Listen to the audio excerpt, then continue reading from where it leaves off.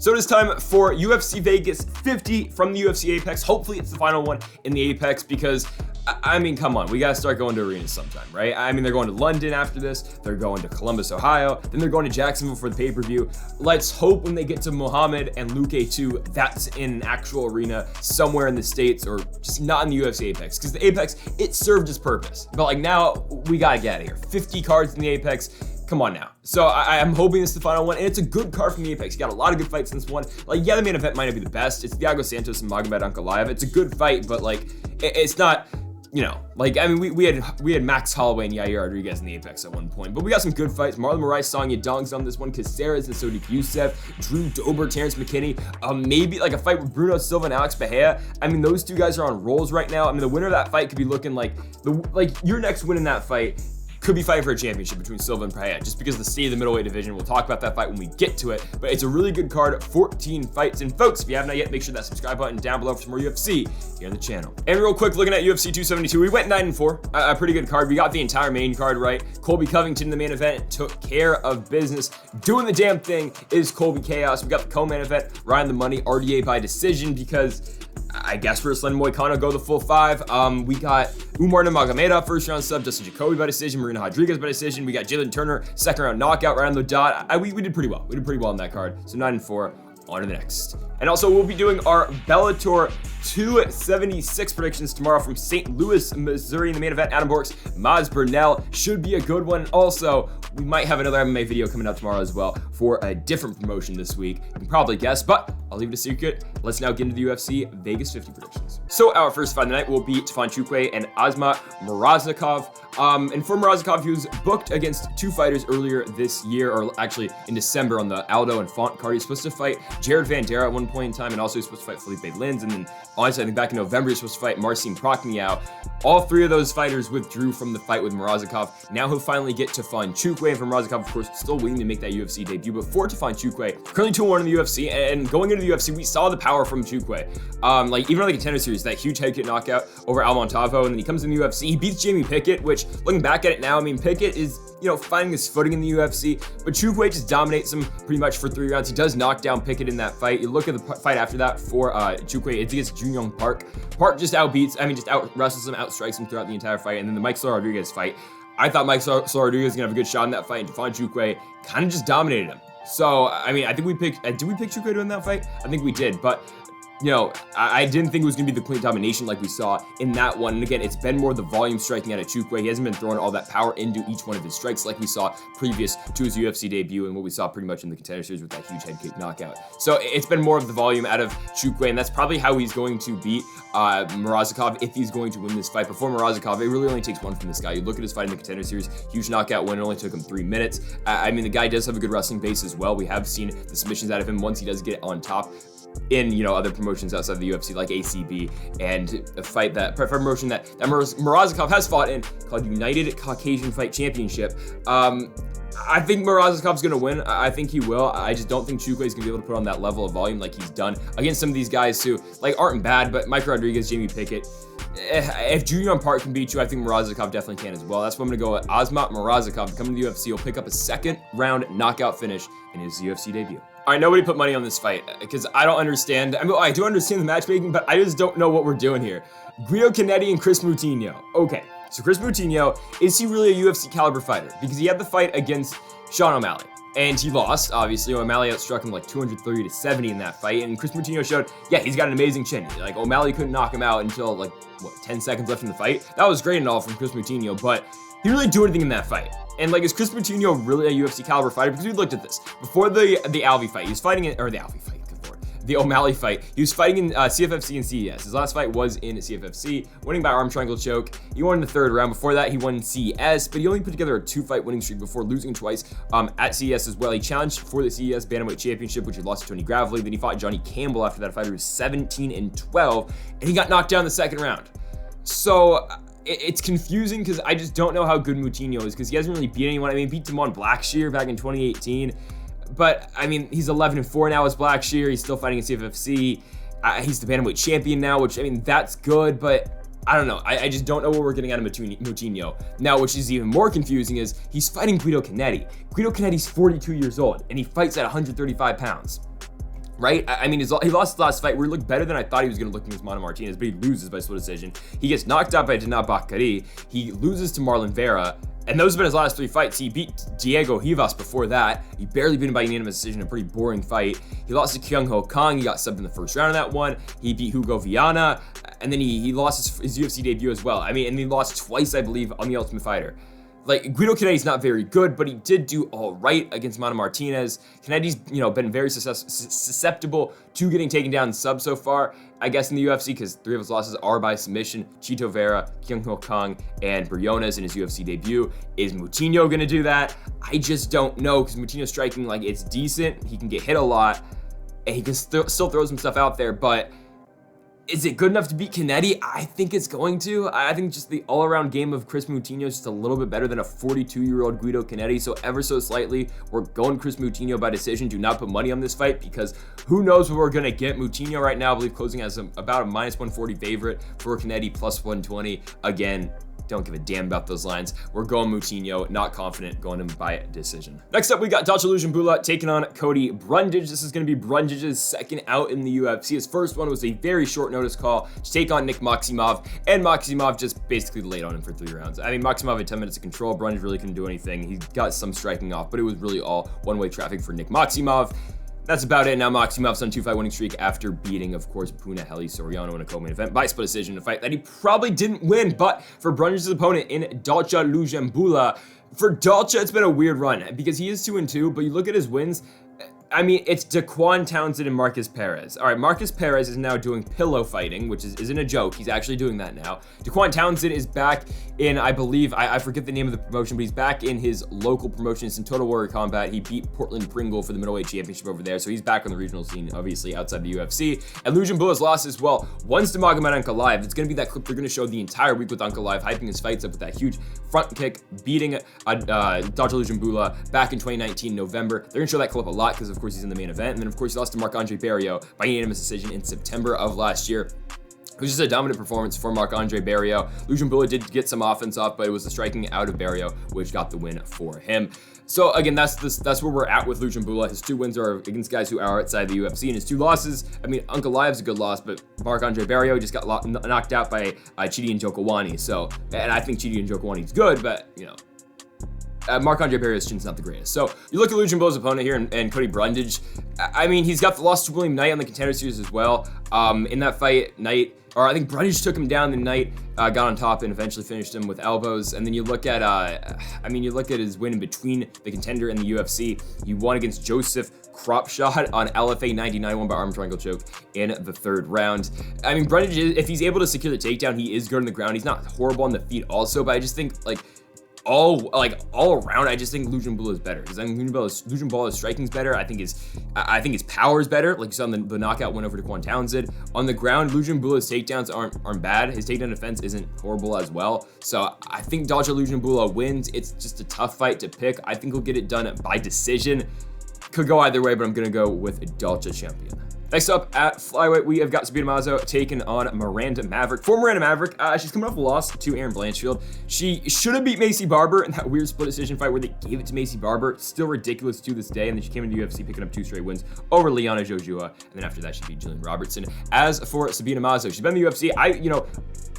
When I saw Sabina Mazo was 24 years old, I was surprised because she's been in the UFC for a pretty long time. She made her debut on UFC Fight Night Barbosa and Gagey over in Philadelphia. It was in March 2019. She lost to Marina Moroz, who just picked up a huge win over Maria Agapova in her last fight. But for Mazo, after that, she beat Shanna Dobson, who is not a UFC caliber fighter. She beat JJ Aldrich by split decision, beat Justine Kish, Bellator's own Justine Kish, and then lost back-to-back fights to Alexis Davis and then to Maria Agapova. In the Davis fight, just got out-grappled basically. It was on Gon and Rosenstruik, and then after that, the Agapova fight, Agapova just outstruck her, eventually knocked her down in the 3rd round, then sunk up the rear naked choke after that, putting away Sabina Mazo. I think this fight's pretty simple. If Mazo can keep this fight standing, I think she will beat Miranda Maverick because I'm not too impressed with Maverick's striking. It's not the best, but I feel like Miranda Maverick's got this kind of RDA thing going on because the big thing, at least recently in RDA's career and really when he was at welterweight, if RDA is a better wrestler, he's gonna win the fight. But if he's not, he's going to lose. Like you saw in the fights with Chiesa, Colby Covington, and Usman, the Usman Covington fights especially, if he's not a better wrestler, he's going to lose the fight. But if he's a better wrestler, like you just saw last night against Neto Moicano, like yeah, he was outstriking Moicano, but he's able to always, when RDA ever got into a little bit of danger against Moicano, like especially in the 5th round when Moicano was actually turning it up, and early in the 1st and the 2nd round, when Moicano was able to land on RDA was just able to go back to the takedown, just take down Moicano. And yeah, like Moicano was good off his back, but the conditioning that Moicano was in, where Moicano was at in that fight, he was not really prepared to fight 5 rounds against RDA. And whenever RDA got into a little bit of trouble on the feet, he was able to go back to the takedown. But in a fight with like Usman or Covington, he's not able to do that. The thing with Miranda Maverick is, in this fight with Sabina Mazo, she's going to be able to go for the takedown immediately, and I think she's going to be able to get it. Because, again, when Miranda Maverick is the better grappler and the better wrestler, in any of her fights, she will usually win. Like, I know in the Joshua fight, she didn't go to it at all because she just, outstruck her, but the Jillian Robertson fight, Maverick was just simply better on the ground. She was able to get to that takedown first, and she was able to just win top positioning against Jillian Robertson, who we're going to see later on in this card. The Erin Blanchfield fight, she just got out-grappled and out-hustled in that fight. I mean, Blanchfield 7 takedowns in that one. Maverick just couldn't get going. 12 minutes of control for Erin Blanchfield. Again, Blanchfield beat her to the punch. She was able to get her down. She was able to contain or remain on top in that fight, and it was all Erin Blanchfield on the ground. So that's the difference between Maverick winning a fight and losing a fight. It's just if she's a better wrestler. She's a better wrestler than Sabina Mazo. Mazo doesn't have that one-punch knockout power that's going to put away Miranda Maverick. So eventually Maverick's going to be able to grind out a decision. I think she's going to win it pretty easily. As a region, she's a pretty big favorite, minus 280. I'm going with Miranda Maverick to win by unanimous decision. Next up, we got Damon Jackson taking on Camuela Kirk. For Damon Jackson, coming off that huge win against Charles Rosa by unanimous decision, is the Charles Rosa effect. He wins one, he loses one.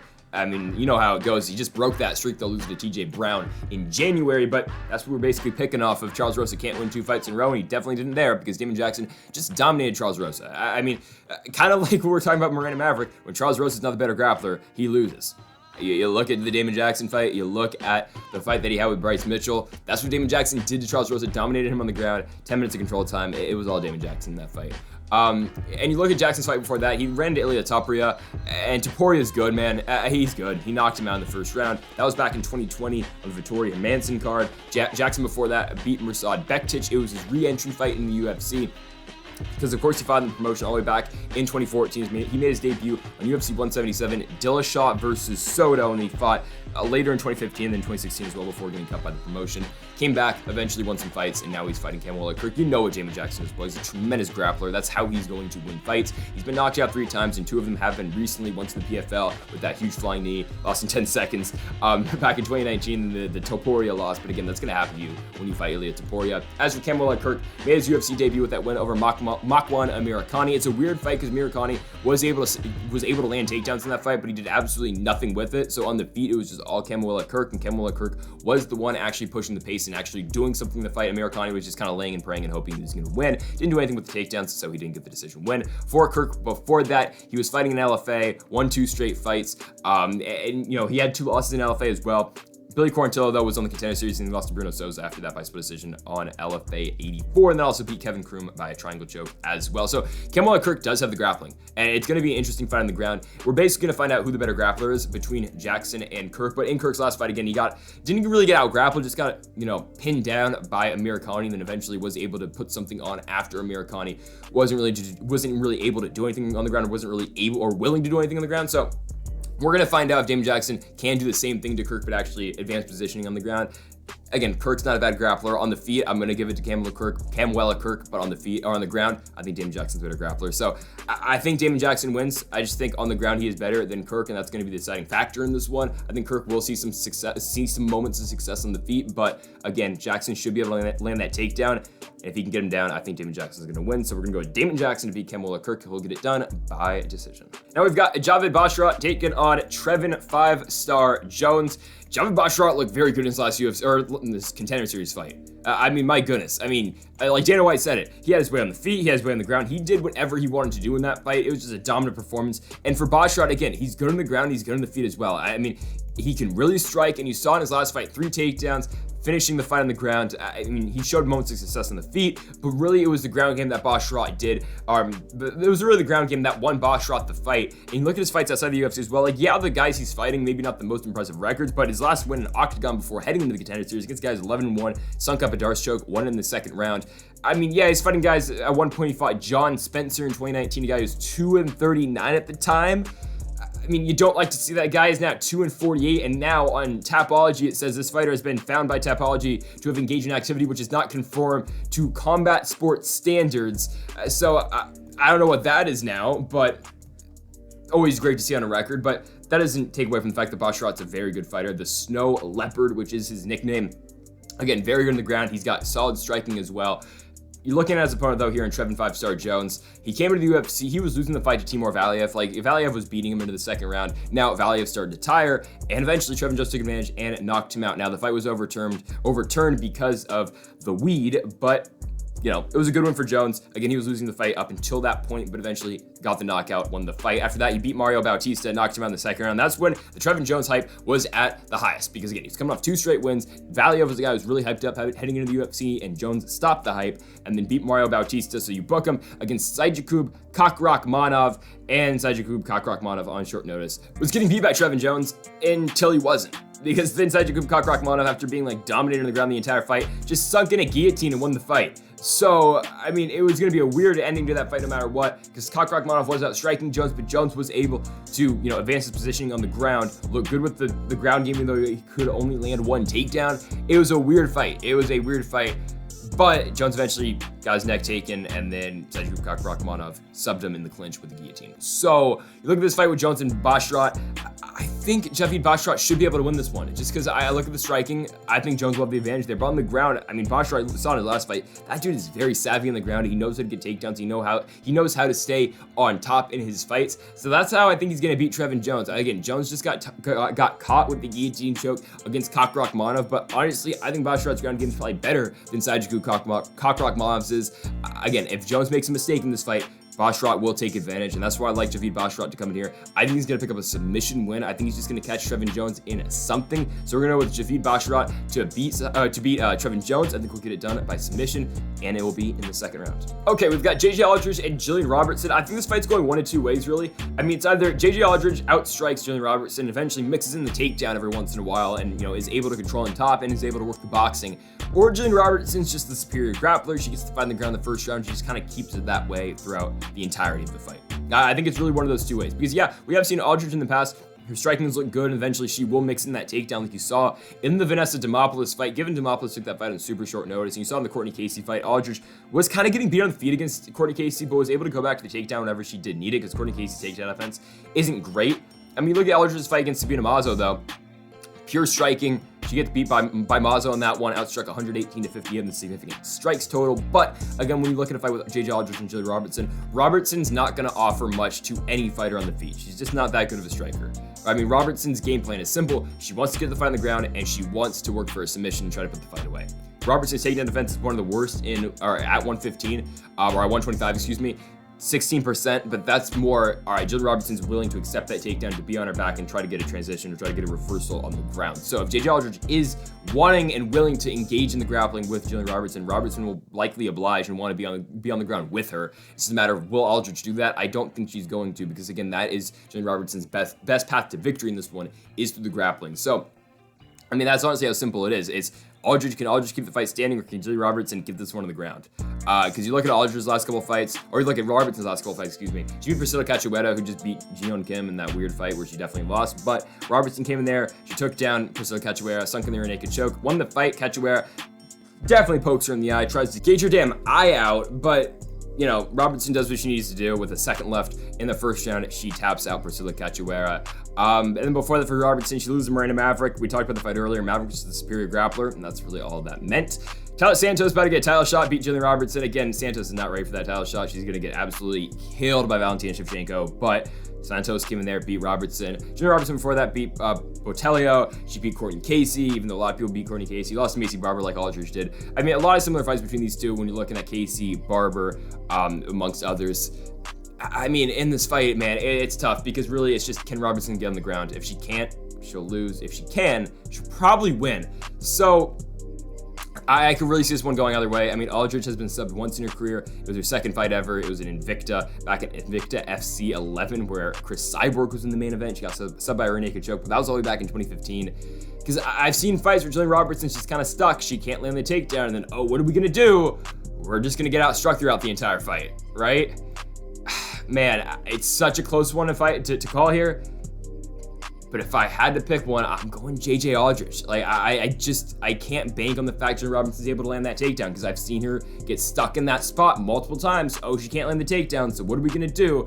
I think JJ Aldrich is going to keep her on the feet, and I think she's going to outbox her. So I'm going to go JJ Aldrich to beat Jalen Robertson. As long as she doesn't get caught in anything, I think Aldrich wins it by decision. Next up, we got some of the Jedi, Matthew Semelsberger taking on AJ Fletcher. I don't know why the UFC thinks that Semelsberger is just like an entry-level guy in the UFC, because he's really not. I mean, he's like, I think he's better than a lot of these guys he's fighting. Like, they gave him Chaos Williams, which he lost. That's all right. But like, he's better than Carlton Minus. I know that was his first fight in the promotion, so I get that. But like, he just fought Martin Sano. Martin Sano is probably one of the worst UFC fighters ever.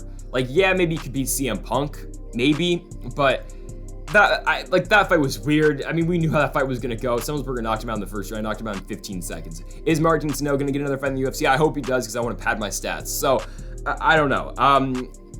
Some of the Jedi's 3-1 in the UFC. He's picked up wins over Carlton Minus, Jason Witt, where he knocked out Witt in 16 seconds. I mean, his 2 knockouts in the UFC have both been in combined times 31 seconds in the octagon. One 16 seconds, one 15 seconds. The Chaos Williams loss, it sucks, but I mean, Chaos Williams just outstruck him throughout the entire fight. I thought some of the Jedi was going to get knocked out, but Williams just outboxed him through 3 rounds. You look at his opponent here in AJ Fletcher, and I think AJ Fletcher's solid, but again, I just think this is a little too high of an entry fight for Fletcher coming in the UFC. He got in the UFC because of that huge flying knee win on the Contender back in August of last year. Yeah, he got the win in August, knocked him out, knocked his opponent out with the flying knee. Before that, he was picking up a lot of wins by submission in various regional promotions. But you look at the guys he's fighting outside the UFC, like, his first real test was in the Contender.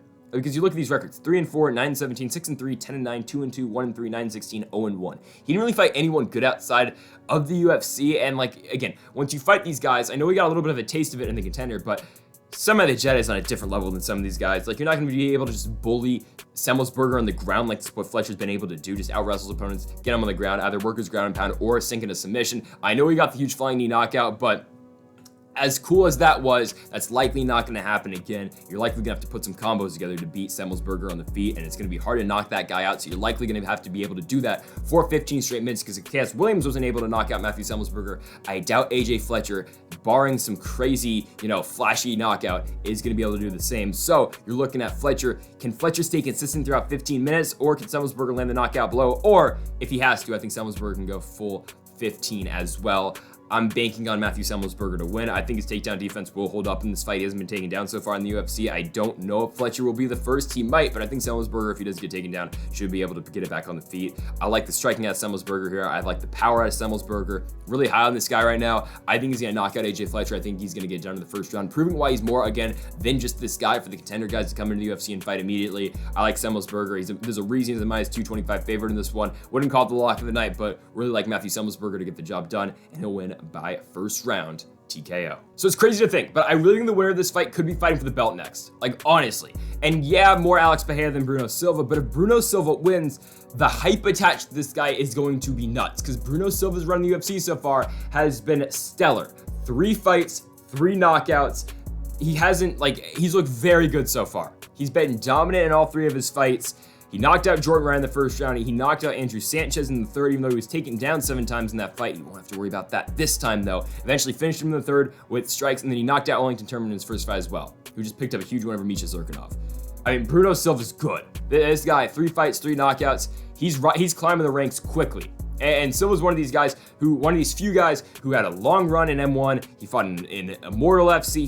He was fighting very good competition outside the UFC. Finally decided now is the right time for him to make the jump to the UFC. He was 31 years old when he came into the UFC. He's been stellar. He won 3 straight fights in 2021 after a 3-year layoff. The guy's on fire right now. His power is insane. It's not like, he's got power that not a lot of guys have at 185 right now.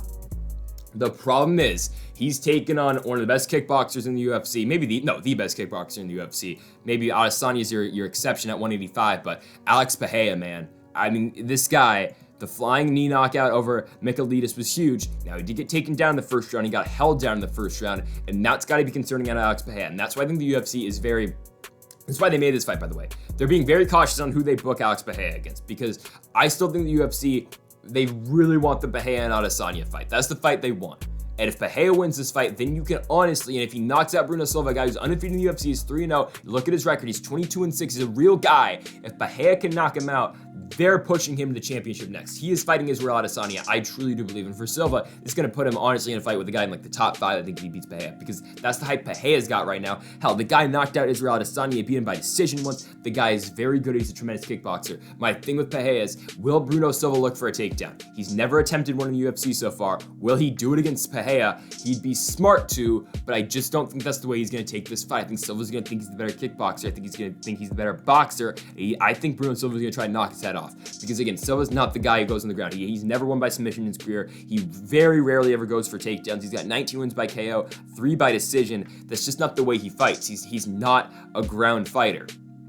Will he do it against Pereira? Because obviously, against Pereira, he's getting better at jiu-jitsu and he's getting better at stuffing takedowns. But if McKinney can keep you down for 5 minutes, I'm sure that, really anyone in this weight class can do it. But again, that's just not the way and not the style that Bruno Silva does fight. So if he doesn't fight that fight, well, he's going to get pieced up. That's the problem, because I think Pereira's the better kickboxer, obviously. There's not many guys who can stand on the feet with Alex Pereira, and that's why we kind of want the Pereira and Israel Adesanya fight. Now, would Adesanya probably beat him at this point in his career, and especially in MMA? Probably, but I just want to see it.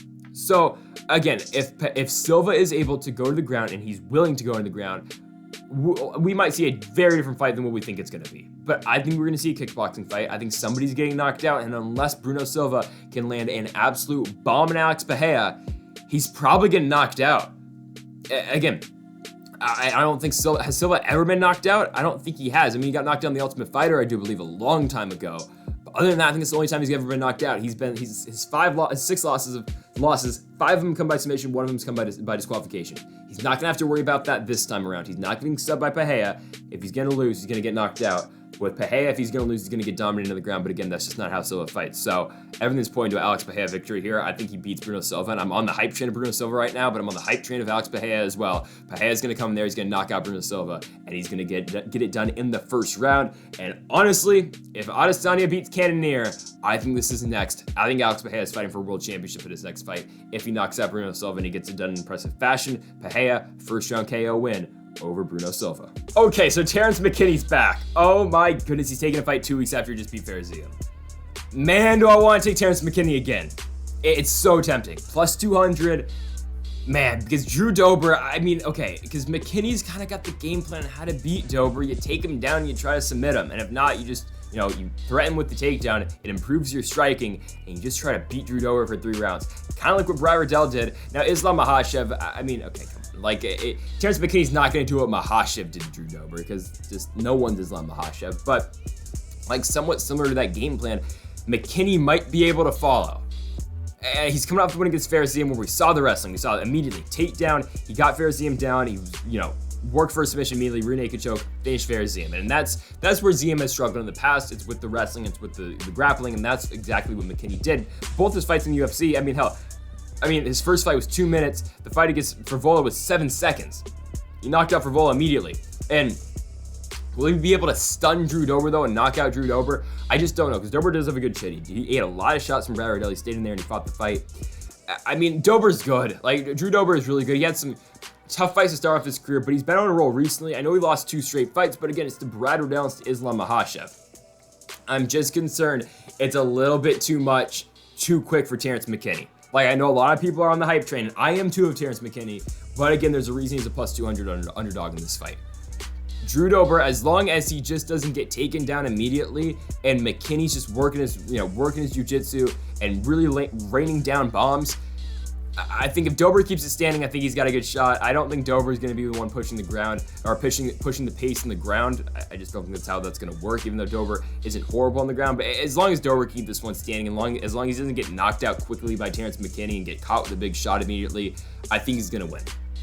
I truly think Drew Dober is going to be cautious early in the fight, because that's where McKinney is his best. You look at his wins recently. You got the win over Ziem in 2 minutes. You got the winner for Full in 7 seconds. LFA's last fight, he won 1 minute. He won by head kick in LFA before that in 17 seconds, and before that, won 16 seconds. Drew Dober is going to be extra cautious in that first round. He might even lose the first round. I don't know if he's going to do much in that first round, but as he weathers the storm going into the second and the third, I think he'll beat Terrence McKinney, and I think he'll eventually get it done by decision. I don't think he's going to take any chances in the first round, especially with McKinney taking this one on short notice. Only, a week's notice in this one, and I know he just fought, but it's tough taking on a guy on the level that Drew Dober is, that short notice. And again, trust me, I like Terrence McKinney. I love what he does on MMA Twitter. He's the man, but it's just tough justifying why I'm going to take him over Drew Dober in this fight. Again, as McKinney could win, he's got to knock him out in the first round or instantly take him down and work for something on the ground. But Dober's takedown defense isn't horrible, especially against these guys who aren't named Islam Makhachev and Brad Riddell or Beneil Dariush, because those have been the last three guys to beat Brad Riddell, or to beat Drew Dober and to beat him on the ground. Like Alex Hernandez tried, he took down Dober multiple times, but Dober was able to get back to his feet and eventually finish Alex Hernandez on the feet. So again, it's just tough to beat this guy. He beat Nasrat Haqparast as well. Again, I'm a fan of McKinney, but I think this is a levels fight. I think Drew Dober is going to beat him, and I think Drew Dober will win by unanimous decision just because it is tough to finish Terrence McKinney. He's very tough. But yeah, I like Dober, and I like him to win by decision. Again, plus 200 for McKinney is very tempting to take, but we got to go with the favorite here. We got to take the smart pick. Drew Dober is going to win, picking up his 10th win in the UFC. Confusing fight at light heavyweight. Khalil Rountree, Kyle Roberson. I don't know what to expect here. Like Rountree's 9-5. He's 5-5 in the UFC. Roberson's 9-4. He's 4-4 in the UFC. Okay, this is how simple I can break it down. If Khalil Rountree can keep the fight standing, he's going to win. If Carl Roberson's able to get the fight to the ground, he's going to win. There. Carl Robertson, again, RDA effect, Miranda Maverick effect. When he's a better wrestler, he probably wins the fight. When he's not a better wrestler, he loses the fight.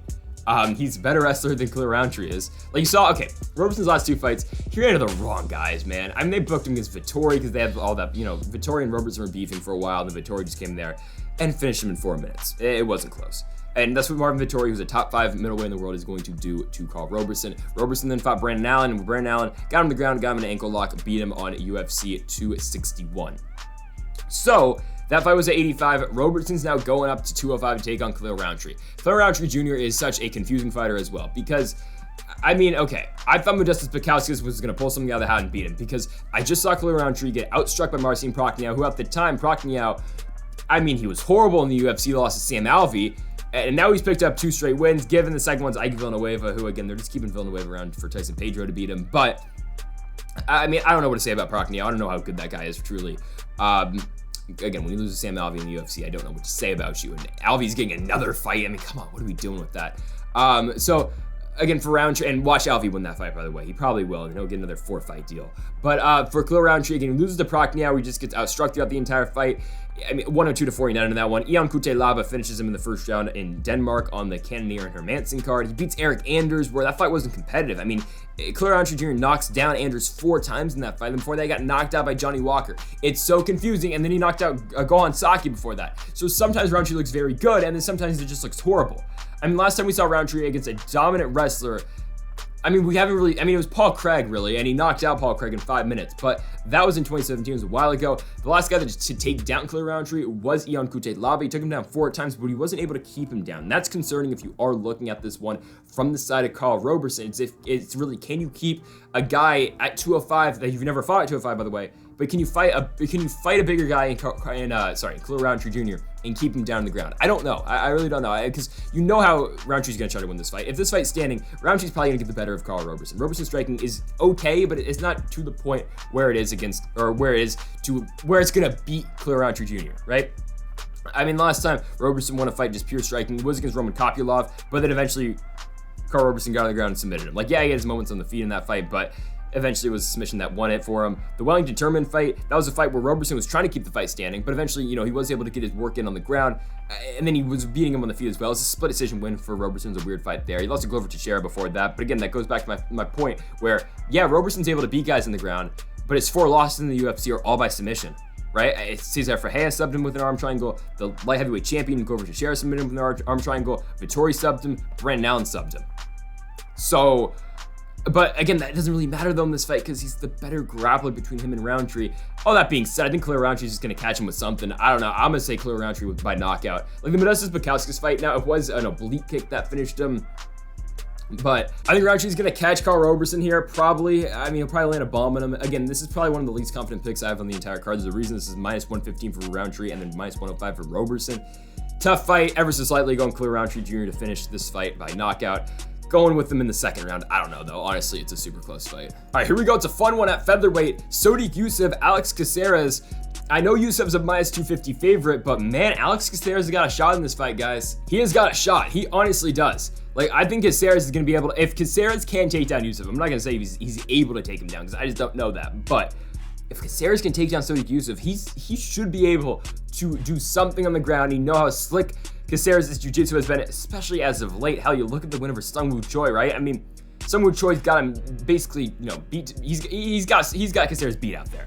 But Caceres comes back, rear naked choke finish. He takes the back, takes him down, or he doesn't. He just climbs the back and he wins the fight. It's crazy. I mean, the Kevin Kroom fight, it was all Caceres really dominating, basically on the feet, but he was able to land takedowns when he needed to as well. Even though Kroom did have some success on the ground, but it was the striking out of Caceres that won him that fight. Austin Springer, he subbed Austin Springer. Chase Hooper just got beat up. You know, if Hooper can't get the front of the ground, he's going to lose, and that's what Caceres did to him. But I mean, the game plan's got to be simple here for Alex Caceres.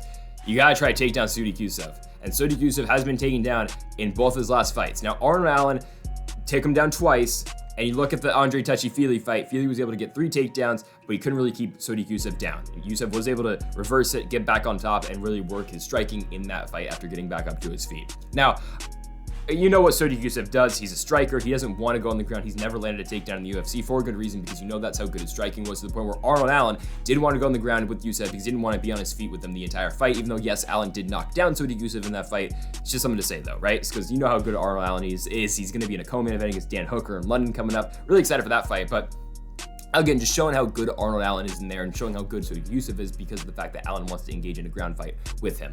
So again, with Yusuff and Caceres here, again, the game plan's simple. I really think it is for Caceres. Like, you look at his last couple of fights. Again, they're not against the best guys though. Sungwoo Choi, Kevin Kroom, Austin Springer, Chase Hooper, Stephen Ocho Pearson. That's been the 5-fight winning streak for Alex Caceres. That's put him back in the rankings. I believe he's 15 right now. He had that loss to Kron Gracie where, again, Kron Gracie, where you at? But Kron Gracie was dominant, dominant in that fight, subbed Alex Caceres in the first round, immediately took him down. This just shows you how good Kron Gracie is.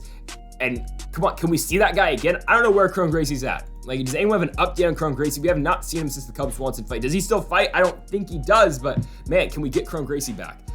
Anyways, back to this fight with Yusuff and Caceres. It's really simple. It's Caceres. If Caceres can't take down Sodiq Yusuff, he is going to get outboxed. If he can take down Sodiq Yusuff, he might win the fight. He probably will win the fight. But again, Yusuff isn't horrible on the ground. He can't get back up to his feet. Yusuff has not been submitted just yet. His loss is to Luis Gomez in Titan FC, where he got slammed and eventually finished on the ground. Again, for Yusuff, came in the UFC, beat Mike Davis in contender, beat Suman Mokhtarian, beat Shimon Moraes, beat Gabriel Benitez, and then beat Andre Touchy-Feely, and then lost to Arnold Allen. I think Yusuff's going to win. I think he's just going to dominate. I don't know if he'll dominate, but I just think he'll outstrike Alex Caceres. I don't think Caceres will be able to really get his offense going in this one, and that's why we're going with Super Sodiq Yusuff to beat Alex Caceres, and he'll get it done by decision. Probably dominant, but yeah, we're going with Yusuff to beat Alex Caceres. I just think it's a little bit too much for Caceres, honestly. Co-main event time, and it is a good one. Marlon Moraes taking on Song Yadong.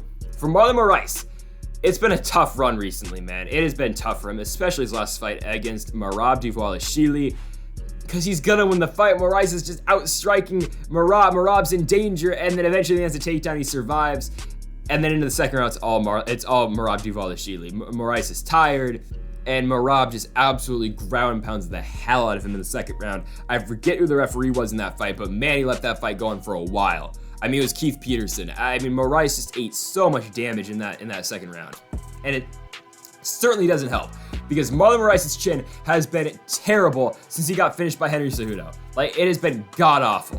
Like, he got finished by Cejudo. He comes back, he barely beats Jose Aldo in that weird fight where Jose Aldo probably won, but they gave the decision to Moraes, whatever. Then he gets spinning wheel kicked by Corey Sandhagen. I mean, it barely touches him on the top of the head, but Moraes is getting dominated to that point.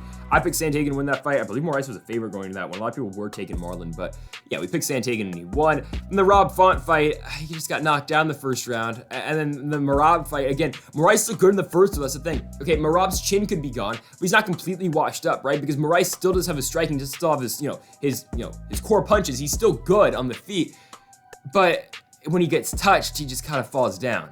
Like, again, he was on the brink of finishing Merab Dvalishvili, and it would have been a huge upset in Vegas, UFC 266. He was close. But once he got taken down, he just didn't offer anything on the ground. And again, my main takeaway from that fight is Moraes' chin is horrible, and him getting dominated on the ground and eating all of that ground and pound from Merab Dvalishvili is not helping it at all. And I haven't even talked about Song Yadong yet, because Song Yadong's striking is good. 2 straight wins. You look at the win over Julio Arce, finished him in the second round. He beat Casey Kenny, where he just dominated him on the feet. Don't know why one judge gave that fight to Casey Kenny. It was pretty obvious Song Yadong won that one. He lost to Kyler Phillips, but you know how good Kyler Phillips is. He beat Marlon Chito Vera in Jacksonville in May. He had that draw against Cody Stamann. It was that weird fight where Stamann, was able to go to the well a lot with the takedowns, but Song Yadong did have some success on the feet. The Alejandro Perez fight, Perez was, still looking pretty good. He was AKA's, I wouldn't say AKA's next big star, but he was, coming in from AKA. Alex Kababian in the corner. Song Yadong knocked him out in the first round in 2 minutes. He beat Vince Morales before that. Yadong's good. His striking's very solid. You're going to see a striking fight with Marlon Moraes and Song Yadong. And maybe Song Yadong will get clipped a couple times by Marlon Moraes. Maybe he will. Maybe he will get clipped a couple times. Because Moraes is, his fundamentals and his striking is still good. But once he gets touched, I'm just afraid he's going to fall down. Because I just think Yadong's power is good. And that combined with the recent chin, the recent lack of success that Marlon Moraes has had, it's very concerning and makes me not want to pick Marlon Moraes. So I think Song Yadong's going to come in there. I think he's going to knock him out in the first round.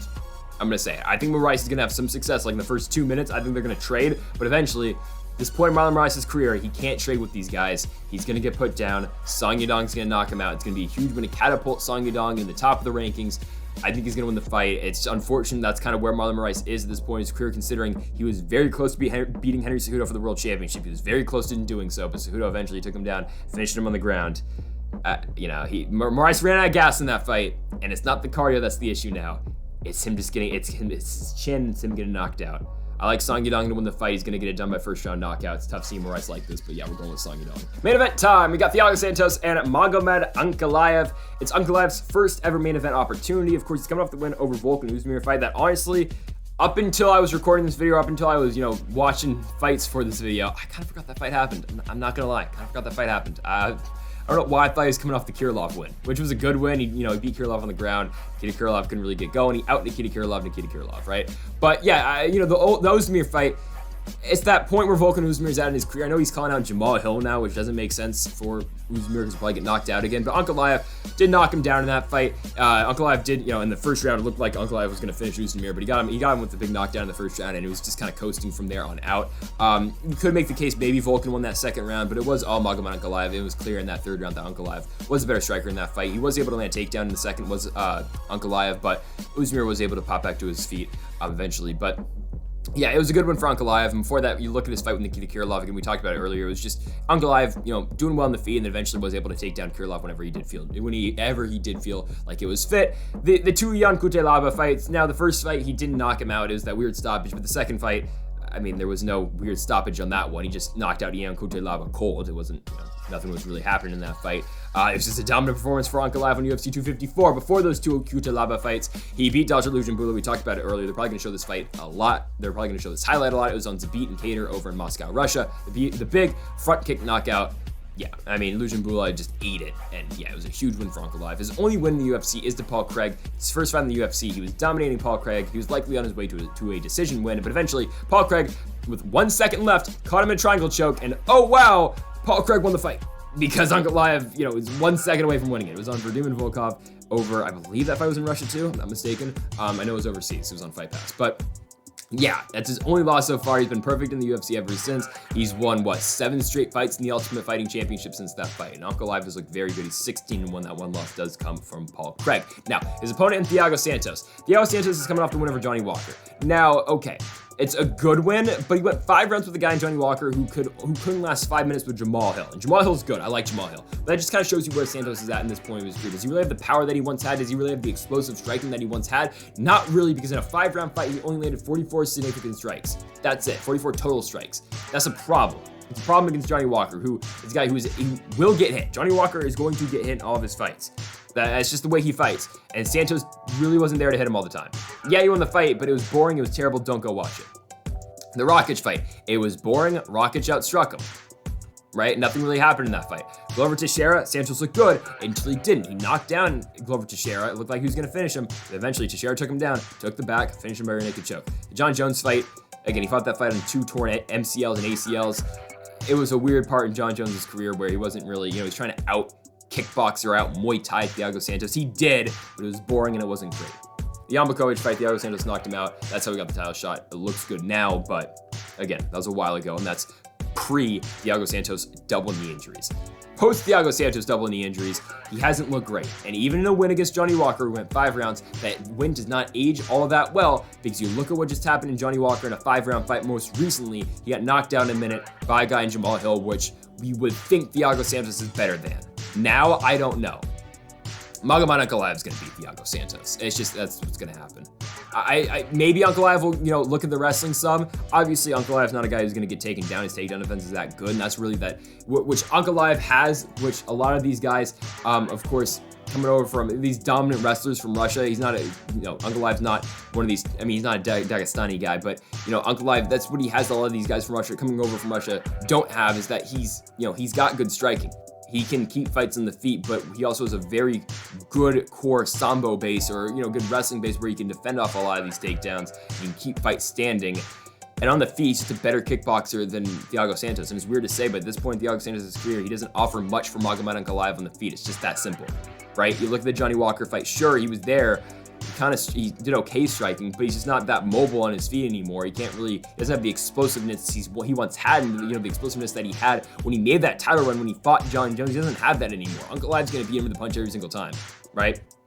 I think Magomed Ankalaev's just better. I think eventually he's even going to finish Thiago Santos in this one. I think it might take a while, but I'm going to go Magomed Ankalaev by finish. I think we'll get it done in the championship rounds. I think Magomed Ankalaev finishes Thiago Santos in the 4th round. I feel good about this one from Magomed Ankalaev. I think he might be the biggest favorite on the card. There's a reason he's a what? You're looking at this one right now for Ankalaev. I'm looking at Tapology. It might be different on your screen right now, but minus 450 for Ankalaev. For Thiago Santos coming back, you got what? Plus 350. There's a reason, again, Ankalaev is sitting at minus 450.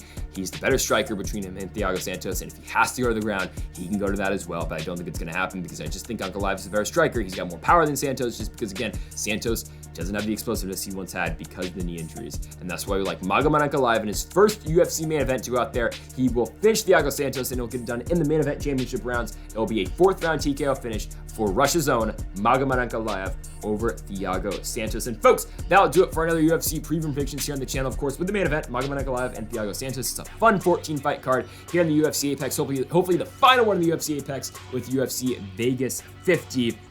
Make sure to hit that subscribe button down below, folks, for more on the channel. Tomorrow, we should be coming out with our Bellator predictions over in St. Louis, Missouri, and maybe, just maybe, another MMA predictions video for tomorrow as well. Again, you can probably guess it, but you'll just have to wait and see for that. Hopefully coming out tomorrow. So make sure to leave a like if you did enjoy the video. Make sure to leave a comment if you do disagree with any of my picks. And folks, thank you all for watching, and Mamba forever.